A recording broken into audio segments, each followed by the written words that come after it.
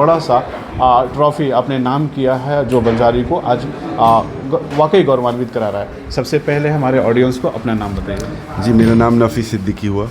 नफ़ीस, ये जो आपने ये बड़ा सा ट्रॉफ़ी आपने अपने नाम किया है, सबसे पहले तो ये किस क्षेत्र में आपको ये उपलब्धि प्राप्त हुई है और इसका श्रेय आप किसको देना चाहेंगे? ये हमारा एक्चुअली पंजाब में शो था, जलंधर में, वहाँ हुआ है। और इसका श्रेय जैसे हमारे तो पहले हमारे दानिश सर उस्ताद जी हो गए वो, और बाकी हमारे घर परिवार वाले ने जो मुझे इतना क्लियरली अच्छे से सपोर्ट किया इस चीज़ के लिए। और ये जो उपलब्धि है, इसके लिए आपने कितना मशक्क़त करी, कितना आपने संघर्ष करा, कौन कौन सी चीज़ें था जो आपके जो कोच थे वो आप पे था कि आपको ये नहीं खाना है, ऐसे सोना है, इतना मेहनत करना है? बॉडी बिल्डिंग में अगर हम कैरियर की बात करें तो इसका फ्यूचर क्या है? देखिए, बॉडी बिल्डिंग में कैरियर है, बट एक लंबे टाइम के बाद आपको कैरियर मिलेगा। आप सोचिए कि 6 महीने और 1 साल में बॉडी बिल्डिंग करें और मुझे कुछ अच्छा एक उपलब्धि मिल जाए तो नहीं मिलेगा।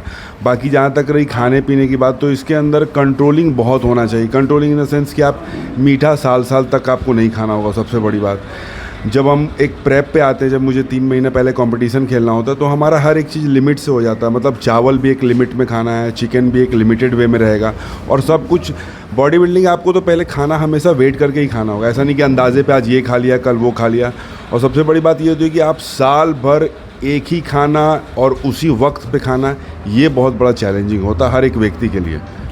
बॉडी बिल्डिंग के लिए जब आप प्रदर्शन के लिए जिस ट्रैक पे आप खड़े थे, बिहार का कोई पार्टिसिपेटेड वहाँ पे कंपटीटर था, रोहतास का कोई कंपटीटर था, या आपको ऐसा लगा कि बिहार से या रोहतास से सिर्फ एक ऐसा ही मैं वहाँ पे कंपटीटर खड़ा हूँ और मुझे आज प्राउड फील हो रहा है? नहीं, बिहार से तो कोई नहीं था, बट मुझे ये खुशी हुआ कि मैं इस रोहतास डिस्ट्रिक्ट से, जहाँ की पहले जिम नहीं था, उसके बाद भी मैं वहाँ जाके अपना झंडा गाड़ के आया। मुझे इस बात का बहुत खुशी है, और मैं इस बात से भी बहुत खुश हूँ कि मैं अपने ज़िले का नाम आगे रोशन कर रहा हूँ और करता रहूँगा इस चीज़ के लिए।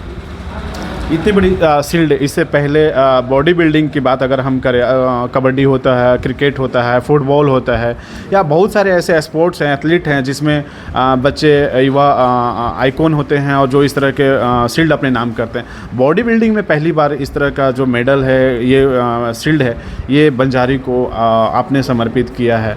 ये पहली बार कैसे मन में आया कि हमको इसी क्षेत्र में जाना है? जी, एक्चुअली मैं 2-3 साल से 4-5 साल हो गए मुझे बॉडी बिल्डिंग करते।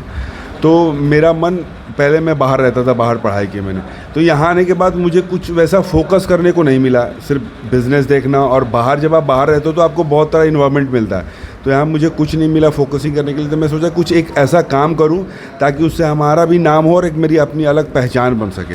तो इसलिए मैं बॉडी बिल्डिंग लाइन चूज़ किया मैंने। बॉडी बिल्डिंग में आपको पारिवारिक अगर हम बात करें, कौन कौन लोग आपको मोटिवेशनली या पारिवारिक सपोर्ट करा, जिन्होंने कहा कि नहीं बॉडी बिल्डिंग में ही जाओ, इसमें इतने बड़े ट्रॉफी लेकर आओ? नहीं, पारिवारिक तो पहले भैया कोई भी परिवार वाले आपके एग्री नहीं करेंगे कि आप जब इतना चिकन और अंडा खाओगे तो पारिवारिक वाले कहेंगे नहीं ये सब तो मत करो। सबसे पहले बात, ये हर जगह का कल्चर है कि भाई इतना अंडा खाओगे तो ये सब प्रॉब्लम्स आएंगी।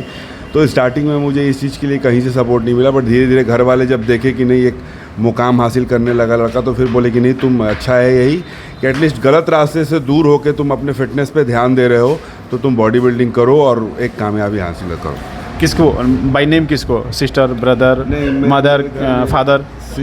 मेरे जब पापा थे इस दुनिया में, उन्होंने भी मुझे इस चीज़ के लिए बहुत सपोर्ट किया। पापा एवं मेरे भाई भी इस चीज़ के लिए बहुत सपोर्ट करते हैं, और मेरी सिस्टर भी, मेरे पूरे घर वाले फैमिली सारे करते हैं। आपके पापा का नाम बताइए। मेरे पापा का नाम मोहम्मद नसीमुद्दीन था। अच्छा, नसीम बाबू के नाम से जाने जाते थे। जी। अब तो आप भी नफीस बाबू के नाम से जाने जाएंगे जब आप बॉडी बिल्डिंग में जा रहे हैं। तो अंतिम में क्या कहना चाहेंगे? आपके पिता अगर कहीं से देख रहे होंगे तो उनको आप क्या कहेंगे? मैं मतलब, जब इस दुनिया से आपके फादर, किसी के जब फैमिली वाले, जब माँ बाप चले जाते हैं, तो उस चीज़ का उसको ज़िंदगी भर अफसोस रहता है कि मतलब काश कुछ दिन और रहते। बट अगर जहाँ से पापा मेरे देख रहे होंगे तो डेफिनेटली इस चीज़ के लिए बहुत खुश हुए। जब थे वो तो भी बहुत खुश होते थे जब मैं उनको मेडल ला के दिखाता था। तो मैं चाहता हूँ कि वो देख के इस चीज़ के लिए खुश हों। Thank you. मैं लास्ट में ये कहूँगा कि ये पल आपके लिए वाकई इमोशनल पल है। अगर आपके फादर अगर आप भी होते तो ये इतना बड़ा जो मेडल है, इतना बड़ा शील्ड है, वाकई पूरे परिवार के लिए एक गौरवान्वित पल होता। युवाओं के लिए आप क्या कहना चाहेंगे अगर बॉडी बिल्डिंग में कोई अगर जाना चाहता है तो? देखिए, मैं ये तो कहूँगा कि अगर बॉडी बिल्डिंग में कोई जाना चाहता है तो सबसे पहली बात कि आप अगर घर के सपोर्टिव हैं आपके, तो आप जाओ और इसमें आप स्टार्टिंग में सोचोगे कि मैं बिज़नेस के तौर से इनकम कर लूँ तो ये नहीं हो पाएगा। इसमें एक लंबा टाइम आपको देना, और किसी भी आप बिज़नेस में भी अगर इंटर करते हो तो ऐसा नहीं कि आप घुसते 6 महीने में आप लाखों रुपए कमाओगे।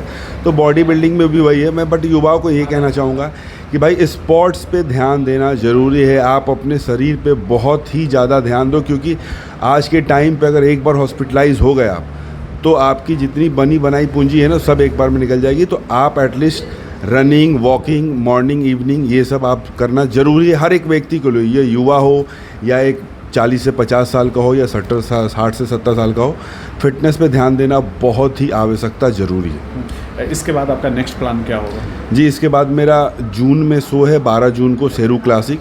कहाँ पे? वो दिल्ली में है। वो इंटरनेशनल गेम होता है, उसके लिए मैं अब तैयारी पे लगा हुआ हूँ। इंटरनेशनल गेम के लिए आप जून में जाएंगे, उसके लिए आप जिला प्रशासन से, यहाँ के स्थानीय प्रशासन से, युवाओं से किसी भी तरह का सपोर्ट आप चाहेंगे?